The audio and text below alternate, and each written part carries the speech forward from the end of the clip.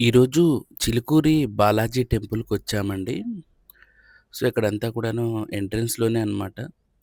Car parking ఇదంతా కూడాను ఇక్కడుంటుంది. So, ఎందుకో ఈరోజు టైం కుదుర్చుకొని మరి చిలుకూరి బాలాజీకొచ్చాను. ఇక్కడ ఎంట్రన్స్‌లోనే శివలింగం ఇలా వీధిలోనే పెట్టారండి. దాదాపు ఒక 15 సంవత్సరాల కిందట అనుకుంటా వచ్చానిక్కడికి నేను. సో, అప్పుడు ఇది చూసాననేది కూడా గుర్తులేదు ఈ లింగాన్ని. ఇప్పుడైతే నాకు ఈ లింగం అనేది దారిలోనే దర్శనమిచ్చింది. హాయ్ అండి. ఓం నమో వెంకటేశ జై చిన్నమస్త. నేనున్నాను ఈరోజు చిలుకూరు బాలాజీ టెంపుల్ దగ్గర అనమాట.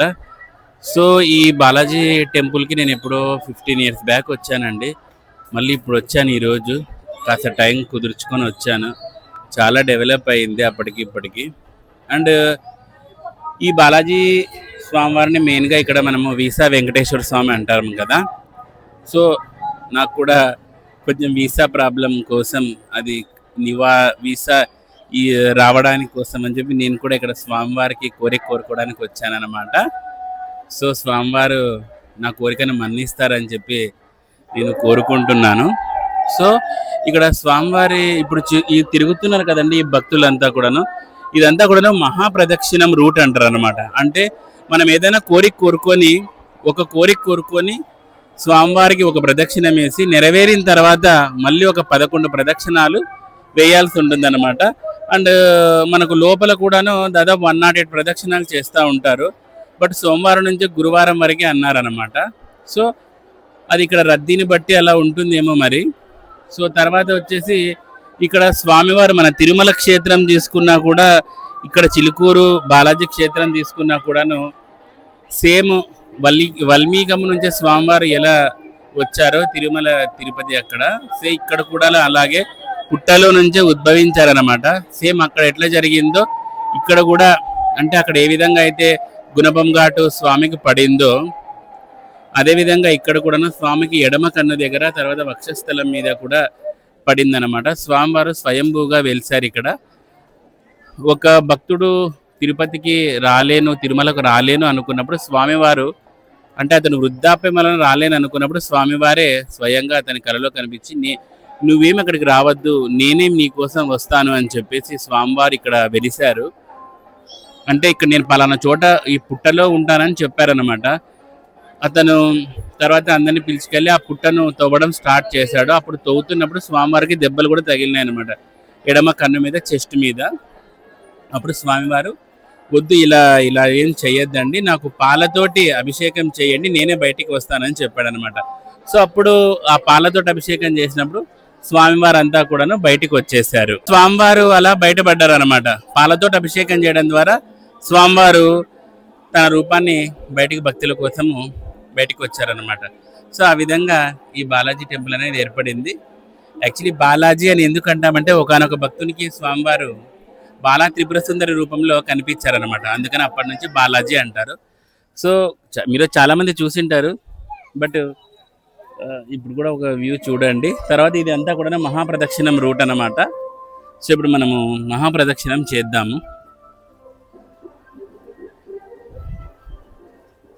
సో ఇదన్నమాట అండి మహాప్రదక్షిణం రూటు. ఇక్కడ ఏదైనా ఒక కోరిక కోరుకొని ఒక మహాప్రదక్షిణం చేయాల్సి ఉంటుంది. తర్వాత నెరవేరిన తర్వాత 11 మహాప్రదక్షిణాలు చేయాల్సి ఉంటుంది. ఇన్సైడ్గా మనకు రకరకాల, అంటే వాళ్ళ వాళ్ళ డేట్స్ టైమ్స్ను బట్టి అక్కడ ప్రదక్షిణ అనేది ఇచ్చారు. 108 ప్రదక్షిణం అనేది లోపల ఉన్నాయి, ఇన్సైడ్ ఉన్నాయి. సో మనం కూడా ఇప్పుడు మహాప్రదక్షిణం చేద్దాము. వీసా రావాలని నాకు. వీసా వెంకటేశ్వర స్వామి అనే పేరు ఎలా వచ్చిందంటే అండి, 1970 మరియు 80 ఆ టైంలో కొంతమంది అమెరికా పోవాలని చెప్పేసి కొంతమంది ఉద్యోగస్తులు ఇక్కడికి వచ్చారంట. వచ్చి స్వామివారిని మొక్కున్నారంట. స్వామి, మాకు ఎలాగైనా కానీ అక్కడికి పోవాలి. ఖచ్చితంగా అంటే మీరు దయ ఉంచి మాకు ఈ వీసా వచ్చేలాగా చేయండి అని మొక్కున్నారంట. అది స్వామివారి అద్భుతము. అప్పటికే అమెరికాకు పోవాలంటే చాలా process and హెడేక్‌గా ఉండేదంట.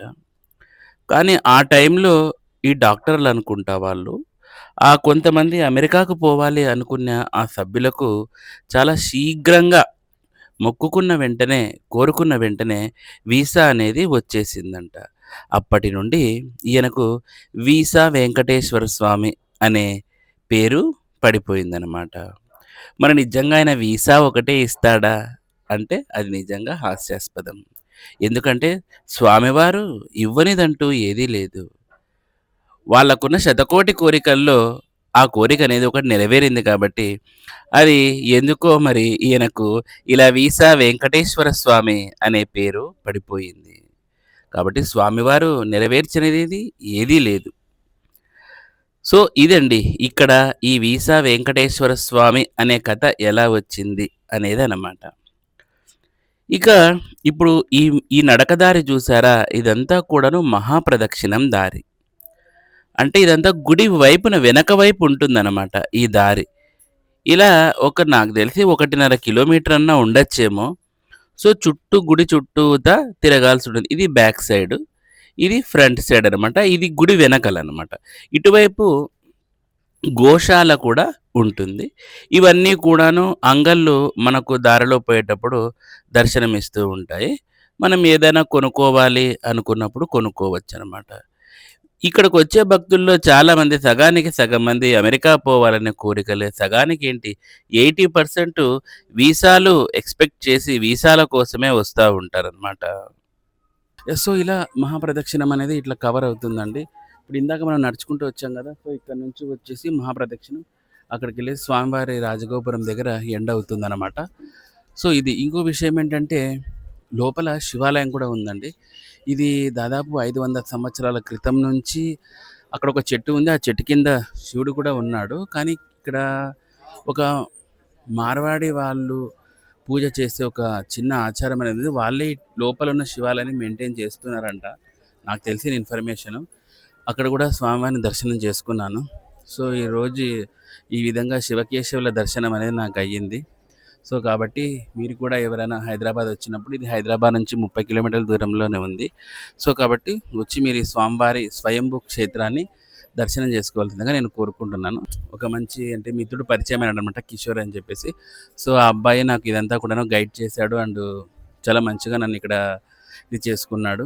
So, thank you Kishore.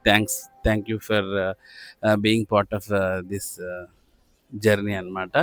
So, thank you Kishore నన్ను ఈ విధంగా నాకు హెల్ప్ చేసినందుకు. So, thank you so much.